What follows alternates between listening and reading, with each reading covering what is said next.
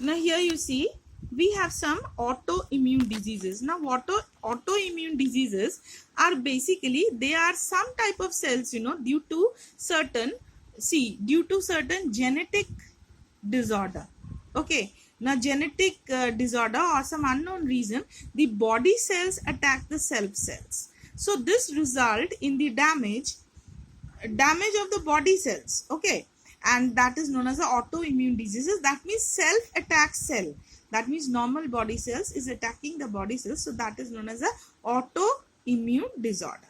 Okay, now here again, this immune system of the body, basically if we see that the human immune system is basically responsible for, the lymphocytes. It is the lymphoid system, or the human immune system consists of lymphoid organs. Now basically these lymphoid organ tissue cells, okay, are suitable molecules like antibodies they produce. Okay, now this human immune system, they consist of lymphoid organs. Now what are the basic lymphoid organs?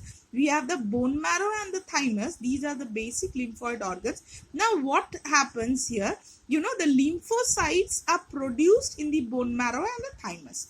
Now when these matured lymphocytes are produced in the bone marrow and the thymus, they are secondarily transmitted to the spleen, where they are temporarily stored. So when they are temporarily stored in the spleen, there they are introduced to the antigens.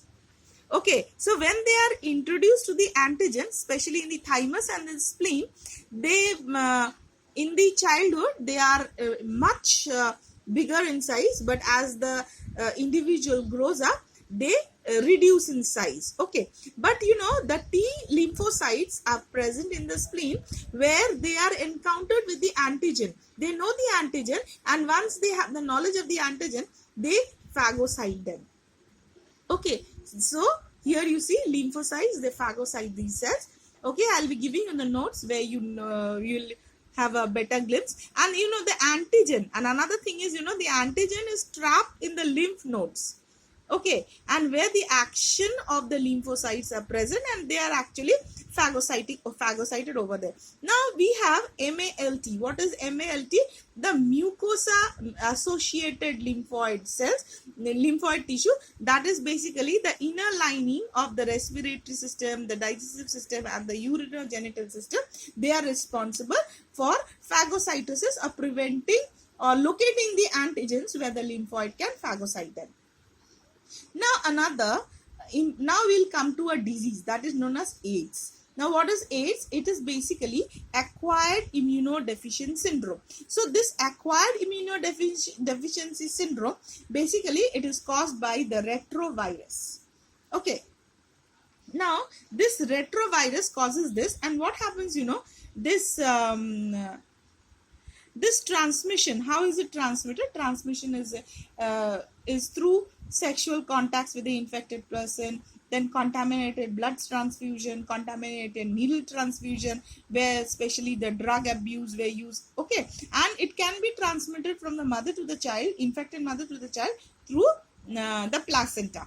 And after the individual is exposed to this virus, the virus can stay within the human body for 5 to 10 years. Okay, so after 5 to 10 years, they develop symptoms. Basically what happens, the virus actually enters the macrophages. It is a RNA virus.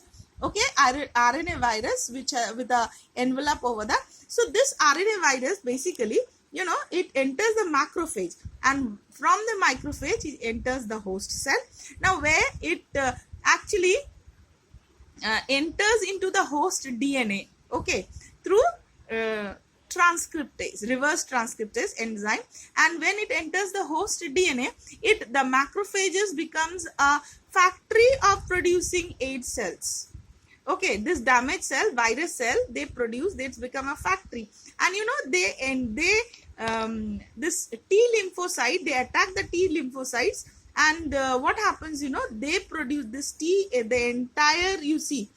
entire helper T lymphocytes starts replicating the virus progeny. they started producing the virus. Obviously, the body loses much amount of the helper T lymphocyte, and which later on leads to the decrease of the immunity in the individual. Okay, so ELISA test is the one of the tests that is known as enzyme linked immunosorbent assay. Enzyme linked immunosorbent assay, that is basically a test done to locate the virus. Okay, now WHO has given certain preventive measures. Okay, so what are the basic preventive measures given by WHO? Here you see, basically there is no cure of AIDS, so prevention is the only best option. So then what is the thing is prevention of sexual contacts, then making safe blood transfusion, using of disposable needles, okay, free distribution of condom, controlling drug abuse, and promoting regular checkup to the susceptible population. So in the next thing we'll be dealing with cancer.